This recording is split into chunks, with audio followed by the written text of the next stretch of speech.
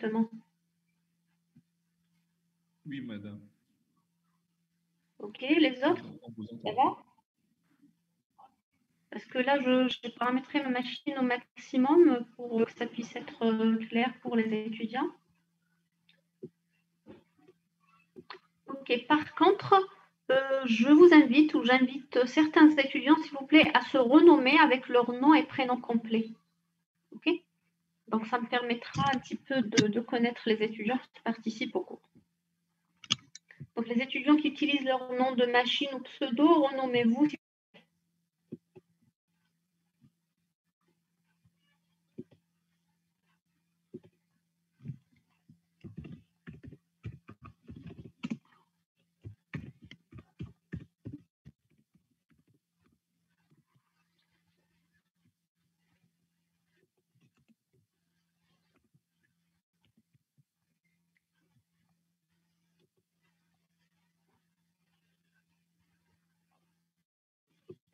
Donc, ce chapitre-là, il va se dérouler à travers des questions. Donc, nous allons poser des questions et en répondant à ces questions-là, donc nous allons aborder des notions fondamentales de la gestion de projet.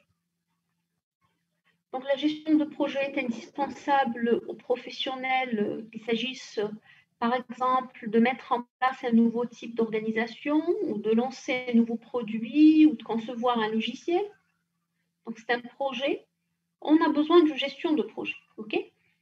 De même, dans la vie privée, par exemple, lorsque vous planifiez un voyage, lorsque vous aménagez un espace dans votre maison en espace de travail, en bureau par exemple, ou lorsque vous préparez une réception, ce sont aussi des projets qu'il faudra gérer. OK? Donc, le but de ce premier chapitre de fondamentaux est de réfléchir sur un nombre de questions essentielles que l'on doit poser avant de commencer. Donc, c'est donc ce que je vous propose de faire aujourd'hui.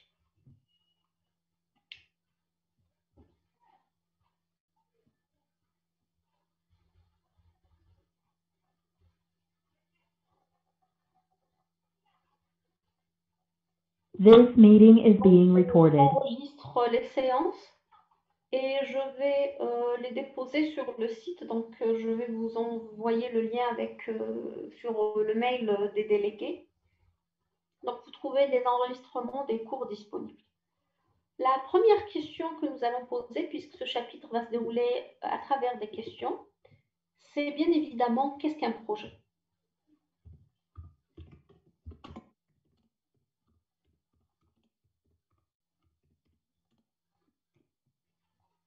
OK? Donc, qui a une proposition pour répondre? Qu'est-ce qu'un projet?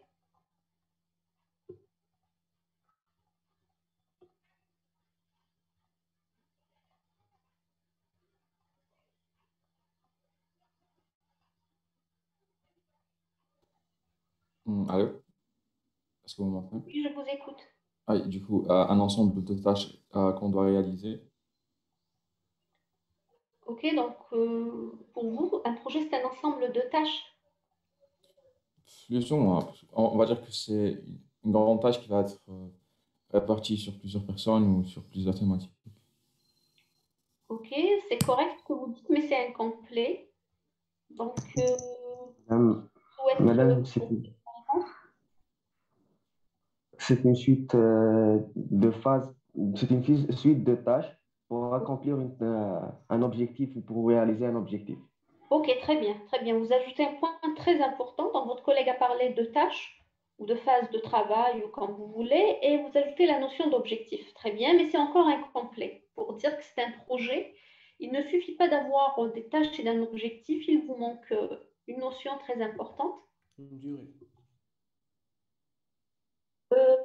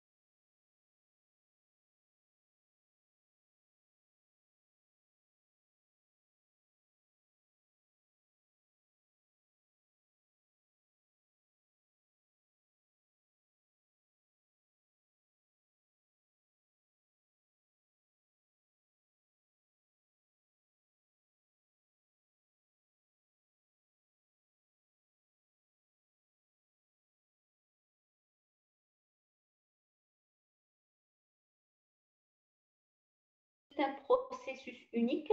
This meeting is Consiste en being un ensemble recorded. d'activités coordonnées et maîtrisées, comportant des dates de début et de fin, et entrepris dans le but d'atteindre un objectif conforme à des exigences spécifiques telles que des contraintes de délai, de coûts et de ressources. Donc là, c'est la définition donnée par la norme, je vous ai dit, la ISO 10-06. Cette norme-là, c'est une norme qui définit des règles élémentaires à suivre lorsque l'on veut gérer au plus juste un projet. D'accord ? Et donc, ce qu'on retrouve comme information dans cette définition-là, c'est toujours la notion de temps, donc il parle de date de début et de fin, la notion d'étape ou de lot de travail, okay, et la notion d'objectif ou de résultat. Donc, est-ce que quelqu'un souhaite rajouter quelque chose ou commenter sur la notion de projet avant d'avancer? Non, madame. Très bien, ok. Et là, j'insiste, s'il vous plaît, les étudiants, renommez-vous avec nom et prénom, s'il vous plaît. Donc, évitez les pseudos et les noms des machines, parce que parfois, en se connectant directement, c'est le nom de la machine qui apparaît. Donc, renommez-vous, s'il vous plaît. Donc, suivant la définition qu'on vient de voir, la définition d'un projet, donc on voit bien qu'un projet comprend un objectif précis, devant être réalisé dans un délai défini, en respectant un coût convenu. Et donc, cela va nous donner un triplet à maintenir en équilibre. Okay, donc, je vais rapidement vous schématiser ce triplet-là à maintenir en équilibre et nous allons discuter. Donc, nous avons la première notion, j'essaie de, voilà, c'est la notion d'objectif.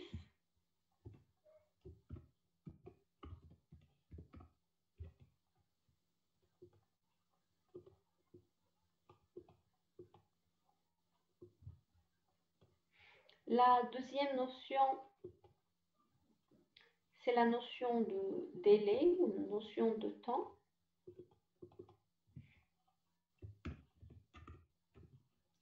Et la troisième notion,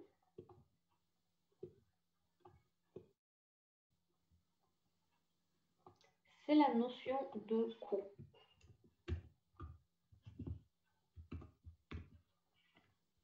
Ok, et là je vais mettre voilà, des liens entre ces notions-là.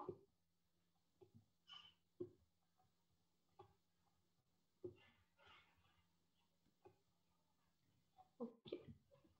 Donc ce triplet-là, c'est un triplet qu'il faudra maintenir en équilibre dans n'importe quel projet. Ça veut dire quoi? Je m'explique. On a dit qu'un projet comporte un objectif. L'objectif, dans certains documents, vous trouverez l'appellation qualité. Attendez, qualité. Ça veut dire quoi? Ça veut dire que, bon, qui souhaite donner une proposition, un exemple de projet, par exemple.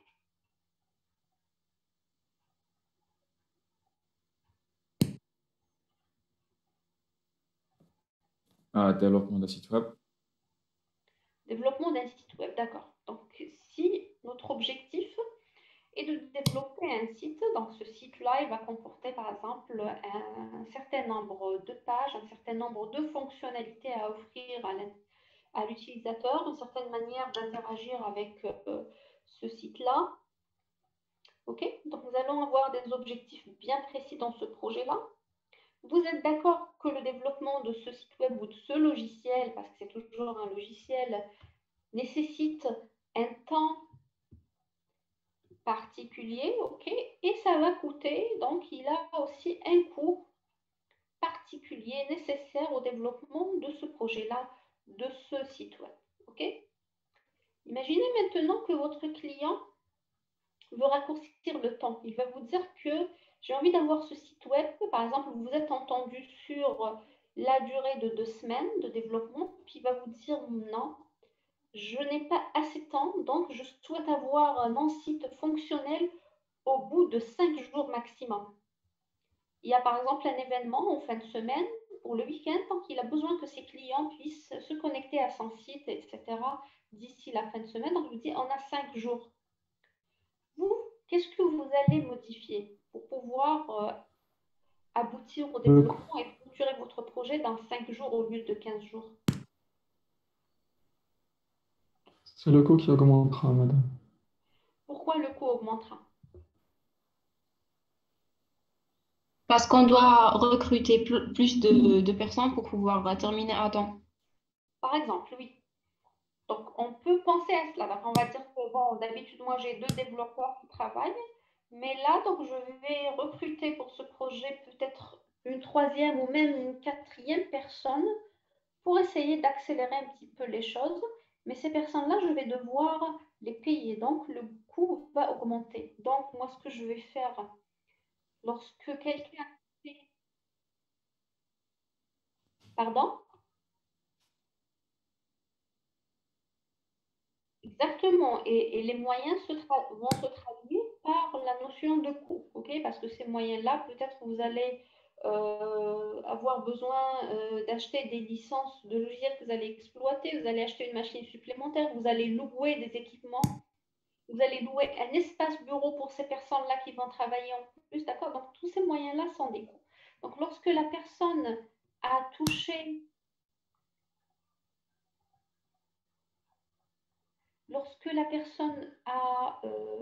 touché à un coût, pardon, j'ai perdu mon curseur, voilà.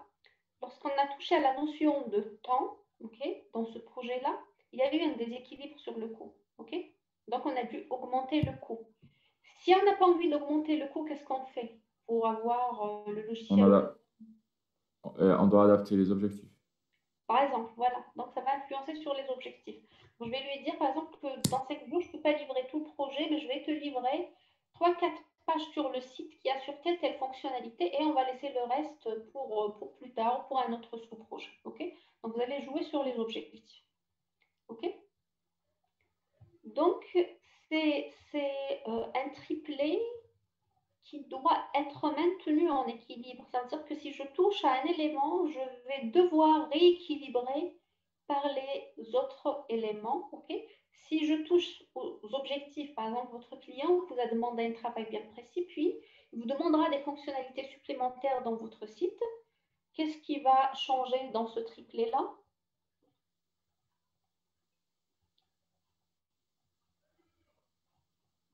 Est-ce que vous pouvez répéter la question, s'il vous plaît? Alors, j'ai dit que supposons que votre client n'a pas parlé de temps, vous êtes toujours sur 15 jours, mais il souhaite avoir des fonctionnalités supplémentaires sur son site web. Qu'est-ce qui va se passer? Le coût augmentera aussi. Voilà. Plus de temps.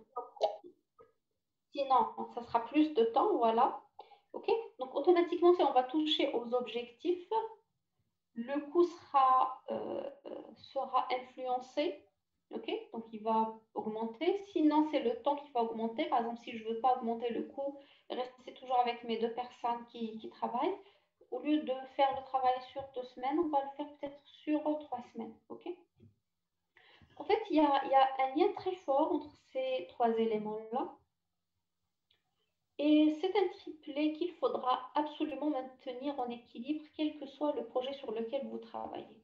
Donc, si vous avez, par exemple, une restriction budgétaire, donc vous allez toucher sur la notion de coût, là, vous n'allez jamais pouvoir faire le même projet avec le même objectif sur la même durée de temps. Vous allez devoir soit revoir vos objectifs à la baisse, soit revoir le temps à la hausse. OK? Et c'est pour ça qu'on dit que ce triplet-là doit absolument être maintenu en équilibre dans un projet. Pourquoi? Parce qu'il y a une dépendance entre ces éléments-là où on ne peut jamais toucher un élément sans influencer les autres. Des questions, des remarques sur ce triplet-là? Est-ce que quelqu'un veut rajouter quelque chose?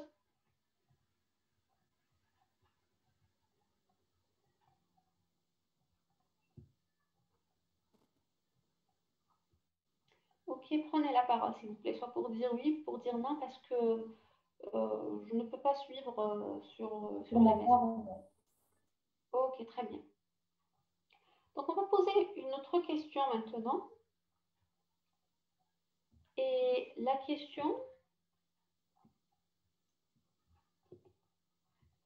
deuxième question qu'on va se poser, c'est pourquoi gère-t-on des projets?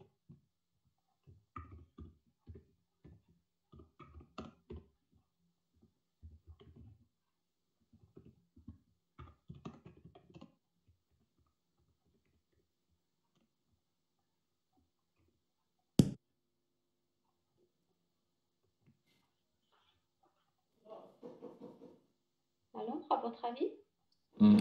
Pour ça serait du pondérément. Pardon? Ah, pour s'assurer du bon déroulement. Pour s'assurer du bon déroulement, ça veut dire quoi, un bon déroulement? Pour être organisé et aboutir aux objectifs qu'on veut aboutir.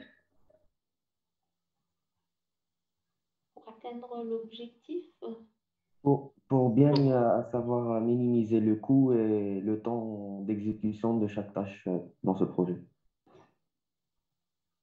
Ok, qui a une autre proposition? Minimiser les pertes.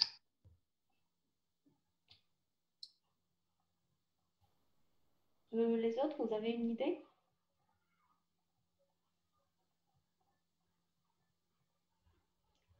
Est-ce qu'il y a une autre idée concernant la gestion du...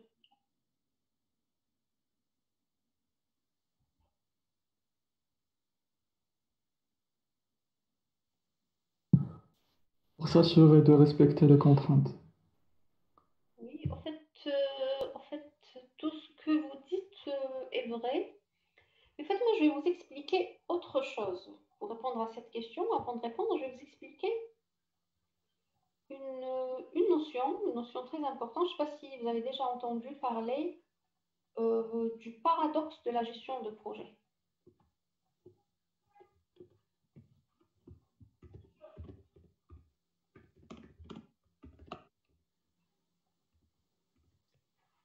Est-ce que quelqu'un a une idée du paradoxe de la gestion de projet?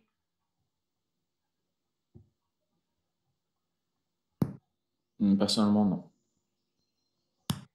Ok, donc pour vous expliquer ce paradoxe-là, je vais vous schématiser deux courbes. Ok, donc voilà, le premier axe. Oui, pardon.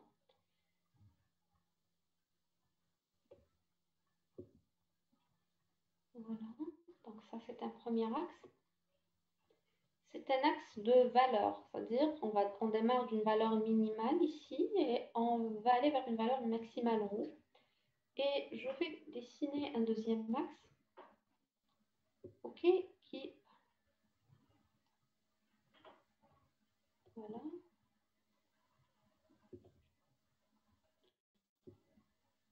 Voilà. Le deuxième axe là, c'est un axe de temps. Ok, donc je vais mettre ici temps pour que vous vous rappeliez. D'accord? Et je vais maintenant mettre les deux courbes. Donc une première courbe, elle va prendre à peu près cette forme-là.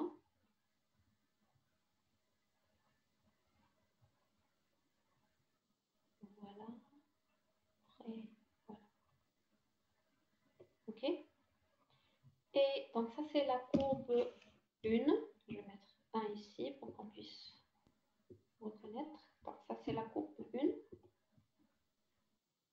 Et je vais schématiser une deuxième courbe. Et la deuxième courbe, elle va prendre cette forme.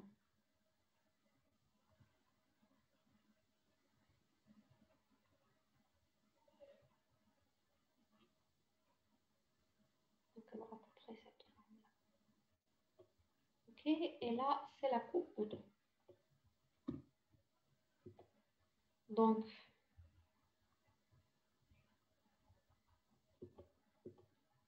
nous avons l'axe de temps, ok. L'axe de temps représente l'avancement du projet. Donc votre projet démarre ici, il avance dans le temps, d'accord. Et le deuxième axe, c'est un axe de valeur. Donc ce que je représente ici, ce sont des valeurs minimales, puis ça augmente à des valeurs maximales. Donc, si on prend la première courbe, regardez, elle démarre à une valeur maximale.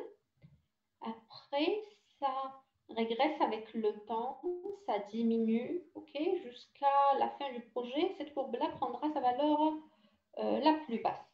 La courbe numéro 2, au contraire, donc au début du projet, elle est à une valeur basse, ok, puis ça augmente avec le temps, ça augmente, et vers la fin du projet, elle est à une valeur maximale. Madame, Oui.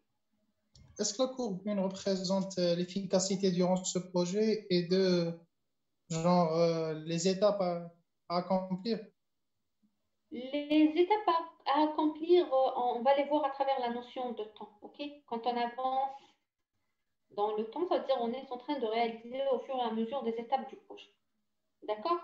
D'accord. Et, la première courbe, qu'est-ce que vous m'avez proposé? C'était genre notre efficacité. Avec le temps, on perd l'efficacité. C'est pas vraiment l'efficacité, c'est autre chose qu'on perd avec le temps. Ok? D'accord. Les autres étudiants, donc à votre avis, c'est quoi la courbe 1? Ça représente quoi? La courbe 2, ça représente quoi?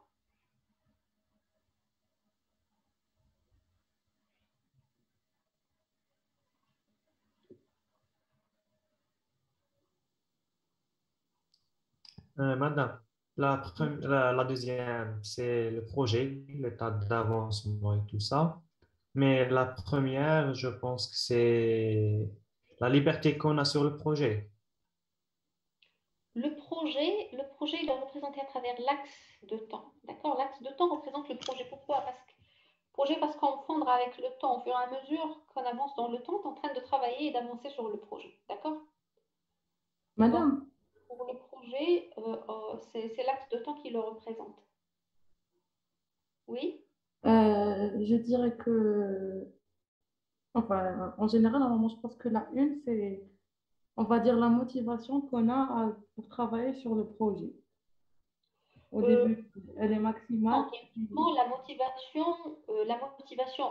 au moins, même si elle n'augmente pas, elle doit être stable pour pouvoir avancer correctement sur le projet. Donc, après, la motivation, c'est un petit peu quelque chose de subjectif.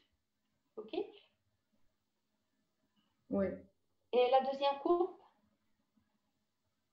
je dirais la maîtrise. la maîtrise, ça veut dire quoi? Maîtriser le projet. De connaître. Madame, oui, peut-être c'est de la connaissance. Exactement, c'est la connaissance. La deuxième courbe, c'est la connaissance du projet. La première courbe, c'est quoi? L'étudiant qui avait parlé juste avant la fille, c'était Oui, oui, madame. c'était Belaïdi. Oui, madame. Alors, qu'est-ce que vous aviez dit pour La la première courbe. première courbe? Oui, La liberté qu'on a sur le projet. vous vous rapprochez, c'est pas vraiment la liberté, mais c'est quoi? C'est quoi votre idée par rapport à la liberté? Hmm.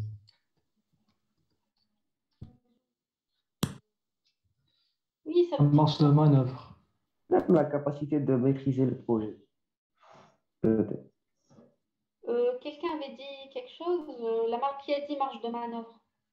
C'est moi, madame. Bonjour. Qu'est-ce que vous voulez dire par marge de manœuvre? Il y a plusieurs façons d'avancer dans le projet. Oui, ça veut dire quoi? Il y a un plus grand champ d'action, madame. Exactement. Donc, en fait, la première courbe, on commence avec la deuxième, c'est la plus simple. La deuxième, elle représente la connaissance du projet. On démarre avec peu de connaissances sur un projet.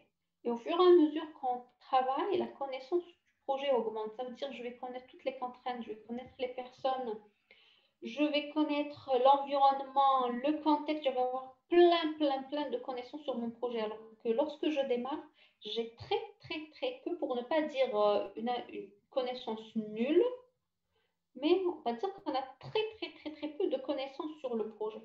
Et bien sûr, c'est les connaissances qui vont me permettre de prendre de bonnes décisions, etc.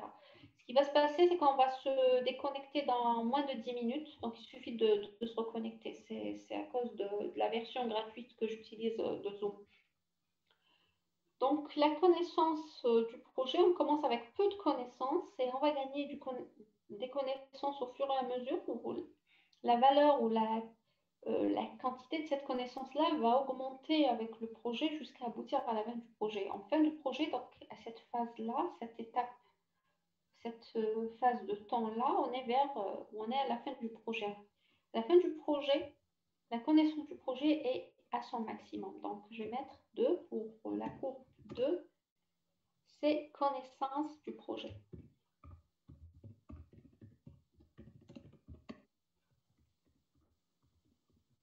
Okay. Pour la courbe 1 maintenant, la courbe 1, on a dit, la courbe 1, La capacité. qui commence à une valeur max, qui diminue à une valeur min, c'est plutôt la capacité d'action sur un projet.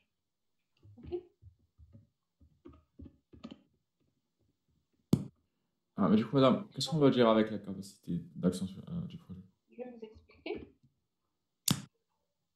Ou à vrai dire, pas du projet, mais sur le projet.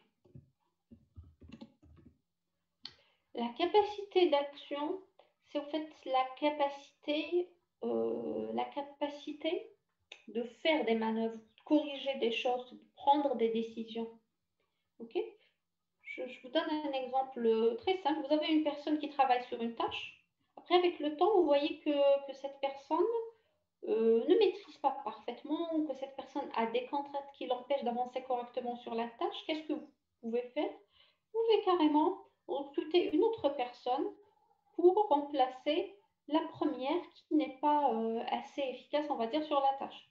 Ok? On va dire qu'on est en train de faire un projet de construction. Vous êtes en train de construire et vous voyez que le matériau que vous êtes en train de construire ne convient pas correctement dans le contexte ou dans les conditions de travail ou environnementales dans lesquelles vous êtes en train de faire la construction. Donc, vous allez prendre une action et de changer ce matériau de construction. Okay? En fait, c'est des décisions, c'est des changements qu'on va apporter au projet pour le faire aboutir correctement, pour gérer au plus juste le projet. C'est ça la capacité d'action. Et la capacité d'action, bien sûr, elle dépend des connaissances. Donc, en fait, au début du projet, on a une très grande capacité d'action. Pourquoi? On peut faire tout ce qu'on veut. Okay? On a le temps devant nous. D'accord? Donc, on a le temps devant nous. Et le projet avance, on a le temps. On peut agir, on peut faire tout ce qu'on veut. Mais regardez, à mesure que le temps avance dans le projet, donc à mesure qu'on se rapproche de la fin du projet, la capacité d'action diminue.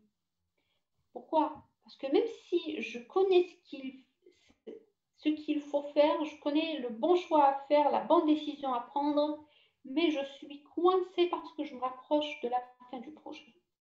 Donc, par exemple, si je vois que la personne ne convient pas très très bien, je sais que le fait de lancer un recrutement et de trouver une nouvelle personne et de la former sur le projet va me prendre du temps. Il ne me reste pas assez de temps avant la fin ou la clôture du projet, donc je ne peux pas faire ce recrutement. Ok? Malheureusement, pourquoi on appelle ça paradoxe? Parce que malheureusement, au début du projet, là où j'ai une très grande capacité d'action sur le projet, j'ai très peu de connaissances sur le projet.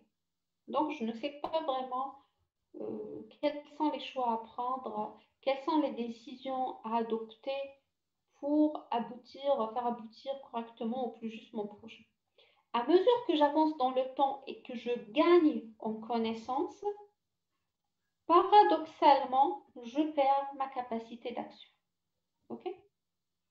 Et donc, je me retrouve en fin de projet presque limitée, avec aucune marge de manœuvre, alors que j'ai un maximum de connaissances.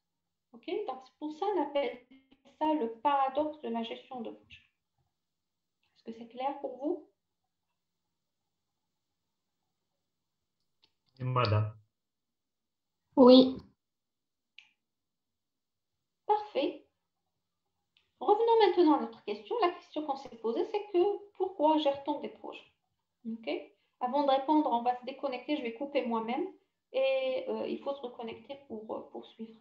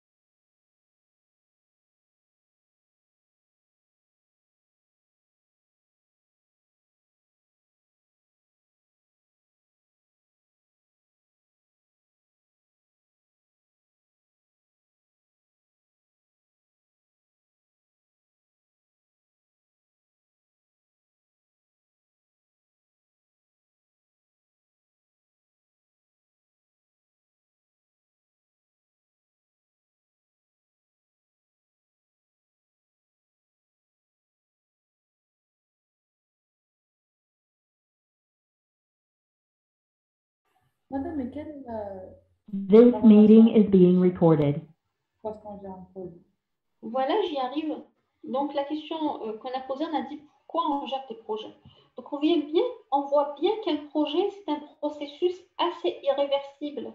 C'est-à-dire que les choix que l'on fait sont très importants et il est difficile de revenir en arrière. Okay. Et c'est là une caractéristique essentielle de la gestion de projet. Et donc, pour répondre à la question pourquoi on gère des projets, ben, la réponse tout simplement. Madame, c'est pour essayer de trouver un équilibre entre les deux. C'est pas vraiment un équilibre, mais plutôt d'essayer de travailler pour ramener un maximum de connaissances vers le début du projet. D'accord? Un maximum de connaissances. Il doit ramener un maximum de connaissances vers le début du projet. Pourquoi vers le début du projet? Parce que tout simplement. Parce qu'on a plus de capacité. Exactement. C'est à ce moment-là qu'on a une grande capacité d'action. Donc, je vais essayer de ramener les connaissances vers le début du projet, là où j'ai une très grande capacité d'action. Okay. C'est ça l'idée ou l'objectif principal pour lequel on gère des projets. Et la question suivante qu'on va se poser maintenant, c'est quels sont les types de projets. Okay. On va essayer de faire une typologie.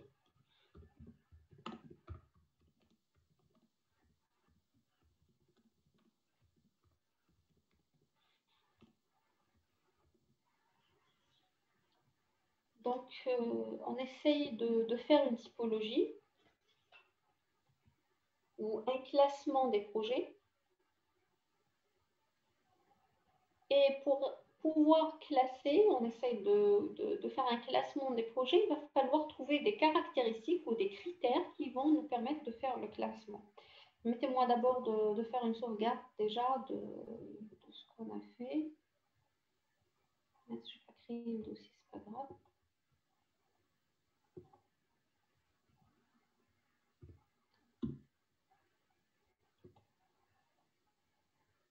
Voilà. Ok.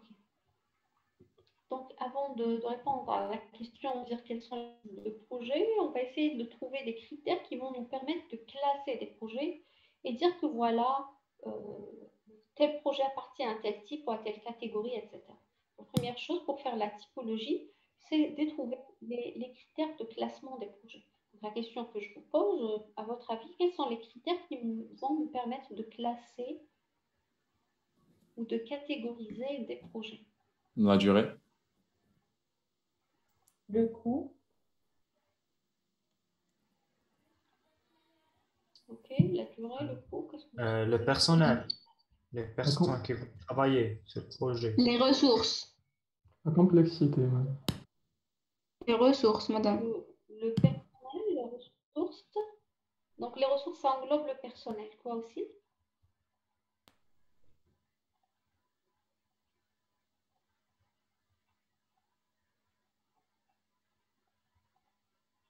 sa taille, La taille. C'est quoi la taille pour vous? la difficulté. Je veux dire. Madame, c'est le temps Personne de qui a réalisation des tâche. tailles. Ou le nombre de tâches. à Le réaliser. client, madame, soi-disant un seul client ou bien une entreprise. Il y a eu une coupure, j'ai pas entendu. Vous pouvez répéter? Ah oui, j'ai dit à propos de client, un seul client ou bien une entreprise ou bien. Suivant la nature des clients. Le nombre de tâches.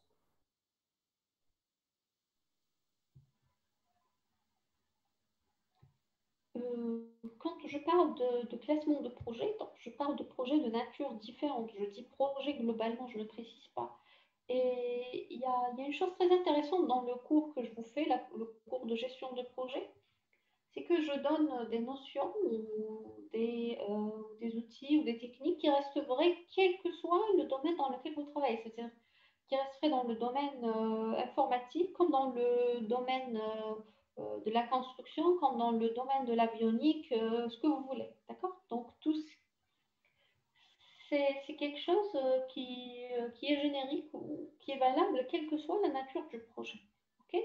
Et lorsqu'on arrivera à des choses spécifiques pour projet informatique, là, je vous dirai, parce qu'il y a des choses qui dépendent de la nature d'un projet, qui dépendent d'un secteur à un autre.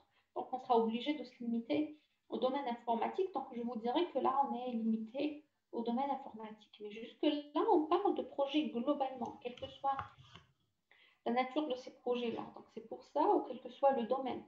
Donc, les critères que vous allez me donner doivent être vrais et valables pour classer des projets, quelle que soit leur nature ou leur domaine. D'accord?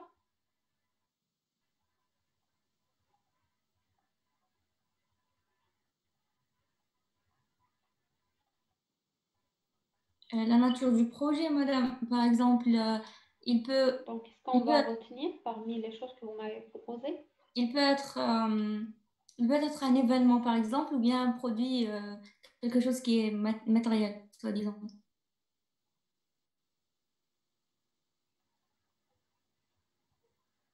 Donc, suivant le résultat, vous voulez dire. Oui, voilà.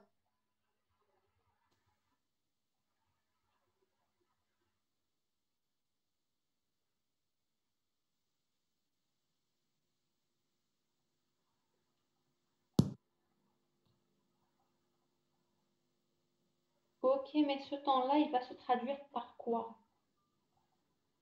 Un résultat, madame.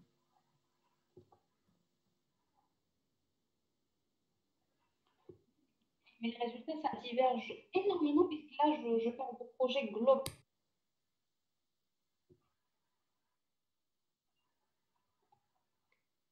Est-ce que c'est un projet? Pardon, je n'ai pas entendu.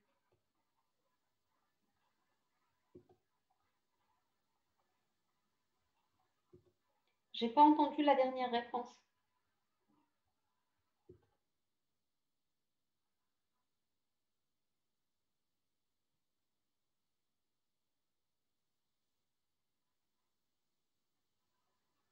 Vous voulez dire temporaire?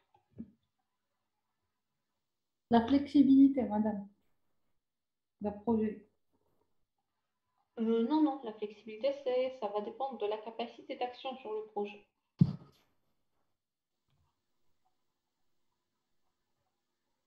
Donc moi, je vais vous aider un petit peu. Regardez, là, j'ai dessiné deux axes qui se croisent.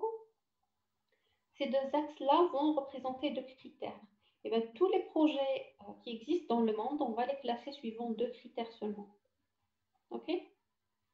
Et avec ces deux critères-là, donc ces deux critères-là, je vais les représenter à travers des axes. Toujours l'axe, c'est pour dire que j'ai là une valeur minimale et j'augmente vers une valeur maximale. Même chose pour l'axe horizontal. Là, c'est des valeurs basses et là, c'est des valeurs hautes. Lorsque mes deux axes se croisent, ça va me donner quatre zones. Une première zone, une deuxième, une troisième et une quatrième zone. D'accord? Donc, les projets qu'on va classer, on va les classer dans ces zones-là. Donc, si j'appelle ça le critère 1 et là le critère 2, les projets qui sont dans cette zone-là, c'est les projets avec, critère 1 une valeur élevée et le critère 2 aussi a une valeur très élevée. Si je prends cette zone-là, elle va regrouper, on va représenter les projets qui ont ce critère-là avec des valeurs fortes, élevées, et ce critère-là avec des valeurs basses. Okay? Et ainsi de suite. C'est comme ça qu'on va voir les quatre zones. Donc, pour pouvoir classer les projets, il faut d'abord savoir quels sont ces deux critères-là, le premier et le deuxième. Alors, qu'est-ce que je vous propose? Donc, on est limité là à juste deux critères. Si je vous dis tous les projets qui existent dans le monde, vous allez les classer suivant deux critères. Quels sont ces deux critères-là que vous allez retenir? Le coût, madame. Le coût, ça veut dire quoi le coût? L'argent mis dans le projet. Exactement, exactement, exactement. Donc, en fait, ça s'appelle, l'appellation qu'on utilise, c'est l'appellation taille. Okay? Donc, premier axe, il représente la taille. Et la taille, c'est quoi? Tout simplement, la taille, c'est l'argent. Vous me dites coût, vous me dites ressources, vous me dites ce que vous voulez. Tout ça va se traduire en termes d'argent. OK? Et donc, quand vous me dites, on appelle ça la taille du projet. La taille du projet, c'est tout ce que vous avez dans votre projet, vous allez le traduire en termes d'argent et ça peut vous donner la taille de votre projet. OK? Donc, le premier axe de classement, c'est la taille du projet. La taille du projet, ça se traduit par l'argent. OK? Donc, ne me dites pas les équipements parce que les équipements, vous allez les traduire en argent. Ne me dites pas le temps de travail parce que le temps de travail aussi, il va être traduit en argent. Ne me dites pas les ressources humaines, les ressources matérielles, je ne sais pas quoi, parce que là aussi, ça va se traduire en termes d'argent. Ne me dites pas les équipes réparties géographiquement parce que les déplacements de ces membres d'équipe, les outils de communication, etc., tout ça, va se traduire en termes d'argent. D'accord? Donc tout ça, c'est l'argent, donc c'est la taille du projet. Quand on dit taille, gardez à l'esprit qu'il s'agit d'argent. Le deuxième critère maintenant, pour l'axe horizontal,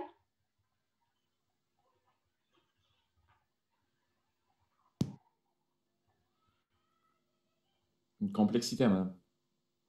et c'est quoi la complexité? la connaissance sur le sujet, sur le projet. C'est quoi la complexité? C'est pas tout à fait ça. Le nombre de tâches nécessaires ou l'effort qu'on doit y mettre pour avoir une bonne organisation. Non, pour avoir une bonne organisation. Oui. Vous vous rapprochez un petit peu.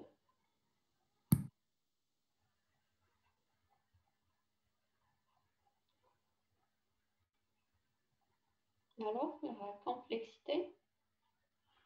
Je vais déjà mettre complexité ici. Madame, le planning, la durée, la composition des équipes.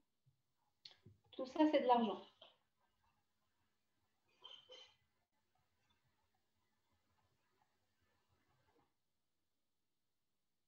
Exactement, exactement. Quand on parle de complexité, c'est pas la complexité, par exemple, de la technologie que vous utilisez sur votre projet. On va dire que c'est très complexe parce que on va utiliser une technologie de pointe qui n'a jamais été exploitée auparavant, etc. Donc ça, c'est pas la complexité du projet. La complexité d'un projet, c'est tout simplement la complexité de sa coordination et de son organisation. D'accord? Et non pas la complexité de la technologie ou de la science utilisée sur ce projet. Ok? Comment on va coordonner entre les différents intervenants de ce projet-là? Comment on va organiser cette coordination-là? C'est ça ce qui fait la complexité d'un projet. D'accord? Et donc, ça, on va voir nos 4 zones de classement. Donc, les projets qu'on va retrouver ici, dans cette première zone, ok, dans cette zone-là sur laquelle je pointe, ce sont des projets avec une très grande taille, ok. Donc, quand je dis une très grande taille, c'est en termes d'argent, et une très grande complexité en termes de coordination, d'organisation. Est-ce que vous pouvez me donner un exemple d'un projet dans cette zone-là? Réfléchissez bien, s'il vous plaît.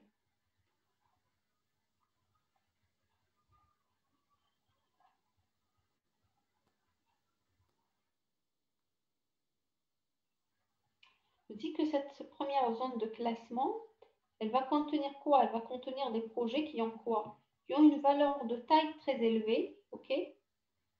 Ça veut dire en termes d'argent, en termes de budget. Et ils ont aussi une complexité très élevée, ok? Une complexité élevée, ça veut dire, on a parlé de la complexité de coordination et d'organisation. Et j'ai posé la question, j'ai dit, donnez-moi un exemple d'un projet qui va se classer dans cette catégorie-là. La construction du métro, madame. La construction du métro, non, non, pas forcément. Pas forcément. La construction du Pourquoi, madame? métro, c'est pas. C'est. Il y a une complexité, surtout la construction du métro dans notre pays. Il y a une certaine complexité, oui, une taille, c'est coûteux, mais je veux un exemple, on va dire, plus flagrant où on voit vraiment la taille et la complexité.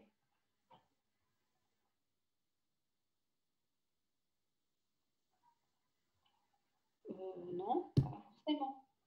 Madame, l'industrie automobile, par exemple. Au contraire, dans l'industrie automobile, la complexité, vous n'avez pas de complexité. Parce que, n'oubliez pas, j'ai dit la complexité, ce n'est pas la technologie utilisée, c'est la coordination et l'organisation. Et dans l'industrie automobile, ce point-là, c'est assez réglé, c'est faible.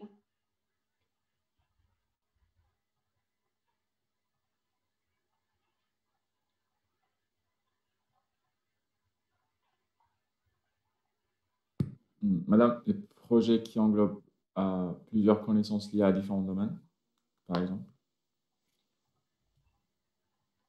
Ça va dépendre de ces domaines-là. Attention, on ne parle pas de la complexité des domaines, d'accord?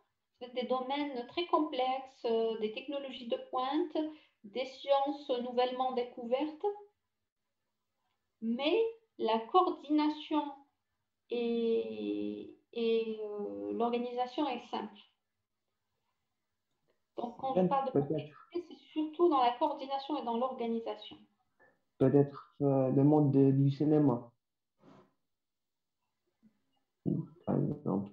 Le monde du cinéma, je ne vois pas vraiment une grande taille, hein. Il y a une certaine complexité dans la gestion des emplois et la gestion des tâches, les délais de Non, chaque tâche.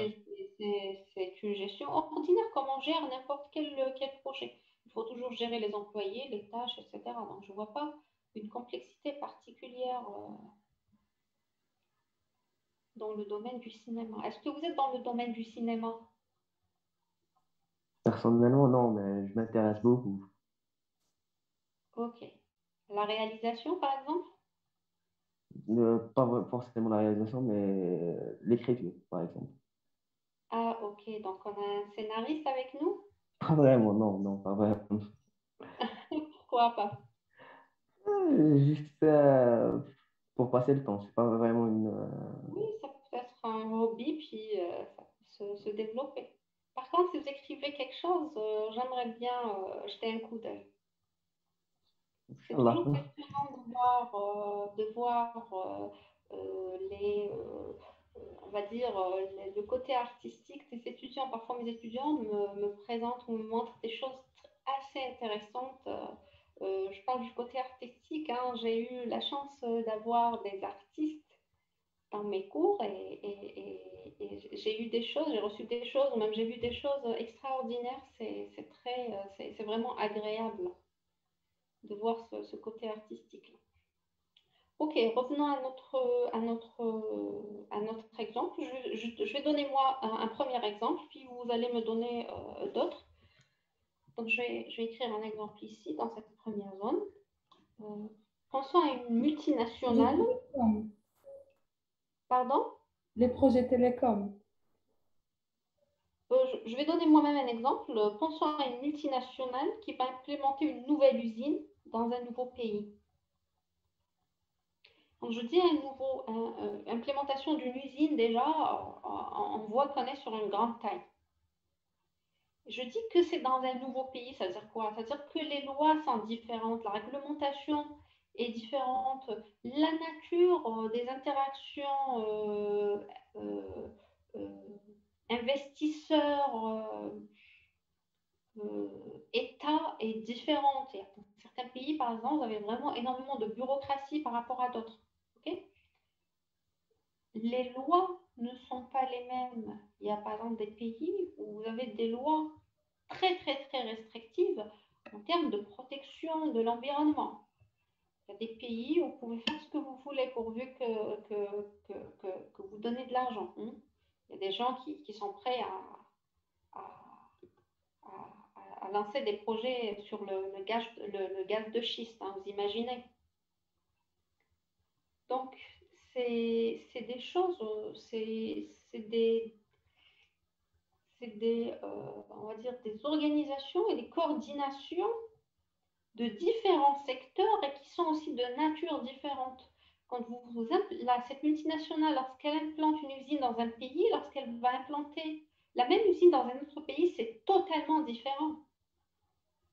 Donc, vous imaginez l'effort nécessaire de coordination, d'organisation, ok, qu'il faudra faire pour pouvoir implanter cette usine. Quand je dis une multinationale qui implante une usine, c'est très gros en termes de budget, en termes d'argent. OK? Je vais mettre l'exemple.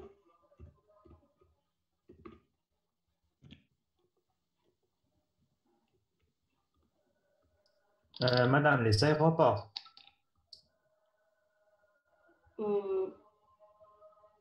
Peut-être l'aéroport, je ne sais pas, est-ce que ça peut être un projet local, c'est-à-dire c'est l'État qui fait l'aéroport dans le pays. D'accord? Ça veut dire quoi dans ce sens? Ça veut dire qu'on investit de l'argent, mais coordination et organisation, ça se limite au projet. Mais quand c'est une multinationale, ça veut dire que c'est un organisme étranger qui va rentrer dans un autre pays. Donc, vous voyez ici la complexité en termes de coordination avec les autorités locales, d'accord? Pour ça, j'ai essayé de prendre l'exemple d'une multinationale. Ok?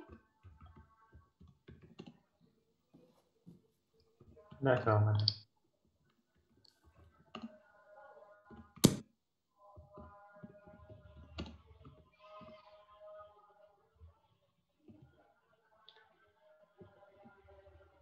C'est clair pour le premier exemple? Oui, madame. Madame, vous pouvez Oui. expliquer le critère de complexité? Le critère de complexité, je vous ai dit, ne réfléchissez pas à la technologie utilisée ou à la science utilisée qui est complexe dans le projet. Non. Pensez à l'organisation et à la coordination nécessaire pour faire aboutir le projet. C'est ça la complexité d'un projet. D'accord, merci. On va essayer de prendre un exemple dans la zone 2 ici. Dans cette zone, qu'est-ce qu'on va trouver? Des projets qui sont comment?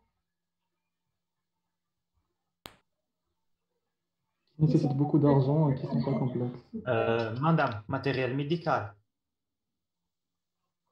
Matériel médical, ça veut dire quoi? Genre la radiologie et tout ça, genre les équipements qu'ils utilisent. Attention. Moi, je dois classer des projets. Ne me parlez pas de produits. Je parle de projet. Je dois classer ici, je dois écrire un projet. Donc, vous devez me donner un exemple d'un projet relatif aux équipements médicaux.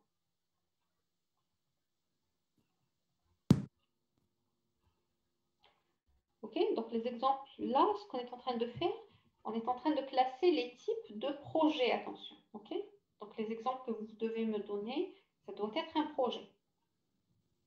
Madame, du coup, la construction d'un aéroport. Oui. La construction d'un aéroport, je dis parce que quand c'est un projet interne, quoique dans notre pays, c'est pas vraiment le cas, mais dans des pays développés, quand c'est interne, il n'y a pas vraiment de problème bureaucratique, etc., avec les autorités locales, etc. Donc, c'est quand même, c'est faisable. Il y a des types de projets ici qui sont très flagrants qu'on peut classer dans cette catégorie. Des projets qui nécessitent énormément d'argent, très, très coûteux, avec une complexité très basse.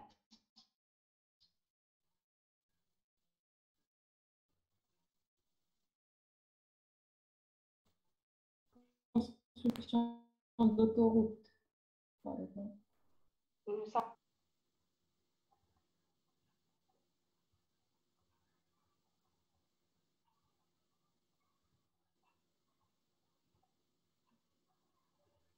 Le trading, madame. pardon? Le trading. Je ne sais pas si c'est un projet, mais ça demande beaucoup d'argent, mais pas beaucoup de complexité. J'ai pas entendu votre exemple. Le Pardon? trading. Oui, mais bon, le trading, en termes de taille, c'est variant. Moi, je veux un exemple où on voit vraiment la taille très, très élevée. Madame, D'impôt. la gestion d'un club sportif. Non, la taille, par rapport à d'autres projets, hein, la taille, elle n'est pas... D'import-export, madame. Là aussi, l'import-export, non. On peut importer ou exporter avec des petites sommes d'argent, hein, c'est pas... Madame, est-ce que l'achat d'une maison, c'est un projet de grande taille? Là aussi, l'achat d'une maison, la taille, elle est limitée. Elle est réduite peut-être que pour vous. Vous achetez une maison avec une très grande somme d'argent pour vous. Mais ici, j'essaie de classer tous les projets qui peuvent exister dans le monde. Et l'achat d'une maison par rapport à d'autres projets, ok, c'est assez limité. D'accord, donc c'est pas relatif à la personne qui porte le projet. C'est Non, c'est global. pas à la projet à la personne, parce que là, on essaie de classer globalement des projets. D'accord. Madame, Oui. l'investissement dans un domaine technologique, ça pourrait être un grand projet. Oui, là, je vais vous donner un exemple, c'est les projets de recherche et développement. D'accord. Ok. Projets de recherche et développement, c'est des projets qui sont très, très, très coûteux en termes d'argent. Par exemple, lorsqu'on veut faire une exploration spatiale, ok, les derniers projets d'exploration de la planète Mars, par exemple, il y a eu même le truc arabe récent Oui, Persévérance. l'orbite de Mars récemment. Ça coûte énormément d'argent. Énormément d'argent. Mais la complexité, elle est très faible. Pourquoi? Parce que la complexité, c'est la gestion interne entre chercheurs. Vous avez les équipes de recherche qui collaborent, qui travaillent entre eux. Généralement, c'est des équipes qui ont déjà collaboré, qui ont des points de vue ou des points de recherche qui se croisent. D'accord? Des gens qui maîtrisent leur domaine ou la technologie sur laquelle ils travaillent. Donc, la coordination et l'organisation, elle est relativement simple, elle est vraiment simple. Par contre, en termes de coûts, en termes d'argent, par exemple, les premières équipes qui ont essayé de développer le vaccin anti-Covid, vous savez combien ils ont mis en budget? C'était énorme. Et les recherches continuent jusqu'à présent. C'est énorme en termes de budget. Donc, vous imaginez ce budget-là devant le budget de l'achat d'une maison ou le budget nécessaire pour lancer la navette spatiale par rapport à l'achat d'une maison. Mais en termes de complexité, les projets de recherche et développement, ils sont assez simples. OK? Un exemple dans la zone 3 maintenant. La zone 3, c'est ici. Donc, c'est la zone où on a quand même une complexité très élevée, mais avec des budgets qui sont réduits. Ça veut dire que c'est des projets qui ne sont pas très coûteux en termes de budget, mais où on voit vraiment la complexité de la coordination, de l'organisation, etc. Madame, des services qu'on propose. Le service que vous proposez, ça représente le produit que vous donnez à votre consommateur, n'est-ce pas? Ce n'est pas le projet. Donnez-moi l'exemple du projet, d'accord? Et non pas le produit que vous donnerez à travers votre projet. Peut-être un truc d'ambassade ou quelque chose comme ça. Oui, mais donnez-moi un exemple concret. Madame, l'immobilier, ça demande beaucoup d'argent, mais la complexité, c'est les simple. Non, attention, cette zone, regardez, vous voyez mon curseur? Ah, C'est désolé. l'inverse, d'accord? C'est l'inverse. Ici, la complexité, elle est élevée, mais l'argent, en termes d'argent, c'est limité. La gestion de stockage. Un système de gestion de stockage, par exemple. Le stockage, ça dépendra, c'est le stockage de quoi? Parce que la complexité, elle peut être simple aussi quand on parle de gestion de stockage. Mhm.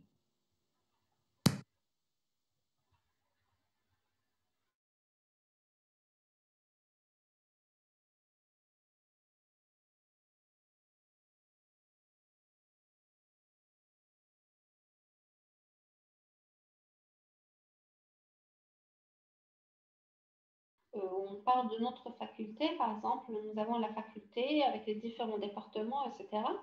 Et si à un moment donné, on souhaite que le département informatique soit une faculté, qu'est-ce que je vais faire ici? Je vais faire une réorganisation. OK? Donc, je ne vais pas construire un nouveau bâtiment informatique, ça existe. Je ne vais pas recruter des gens, des enseignants, ça existe. Je ne vais pas recruter du personnel administratif, ça a été dérable, etc. Optimiser les choses, faire en sorte que les procédures administratives ne soient plus les mêmes, la façon d'interagir avec la scolarité centrale ne sera plus la même, la manière de travailler avec le rectorat ne sera plus la même.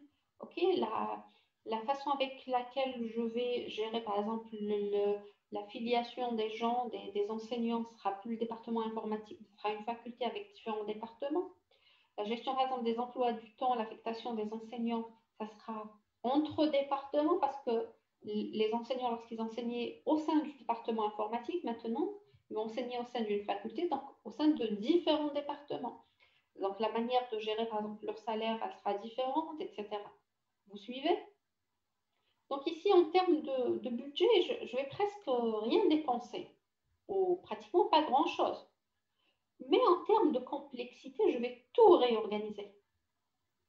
Donc là, en termes de coordination, d'organisation, c'est quand même très complexe. Bon, moi, je donne un petit exemple qui est l'exemple de la faculté. Mais imaginez une structure, une grande structure administrative, par exemple, une structure quelconque, une grande structure qui fait une réorganisation. Donc, en termes de budget, c'est pas très consommateur. Mais en termes de complexité, c'est le cas. OK? Donc, on peut voir des projets pareils, des projets de réorganisation, par exemple, de structure.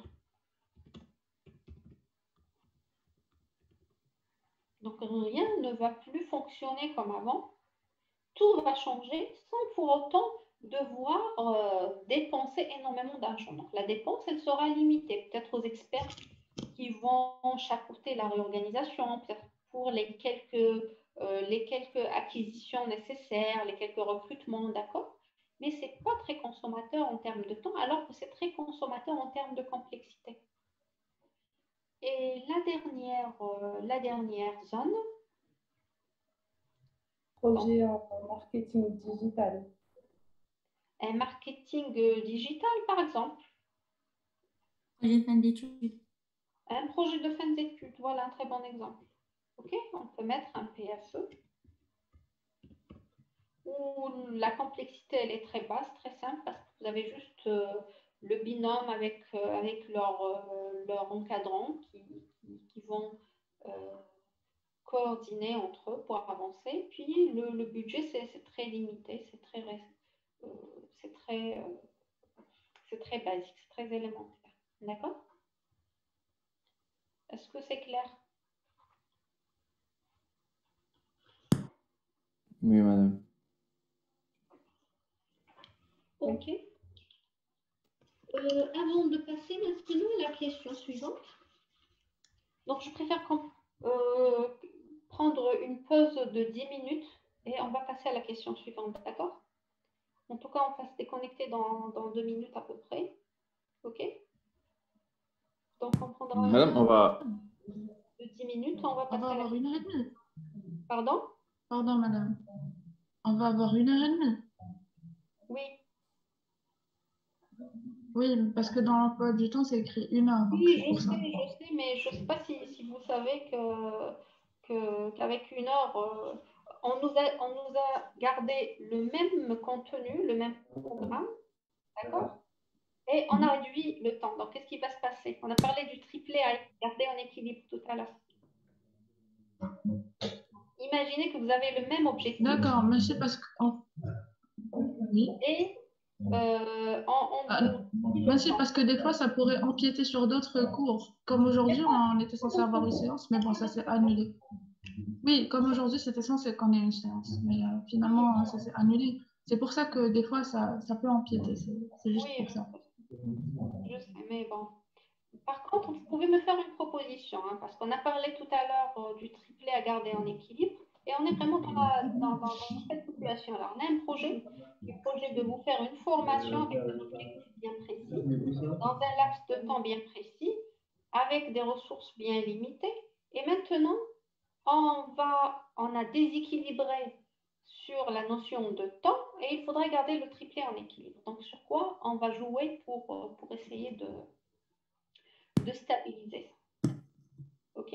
Donc, on va couper et on reprend dans 10 minutes.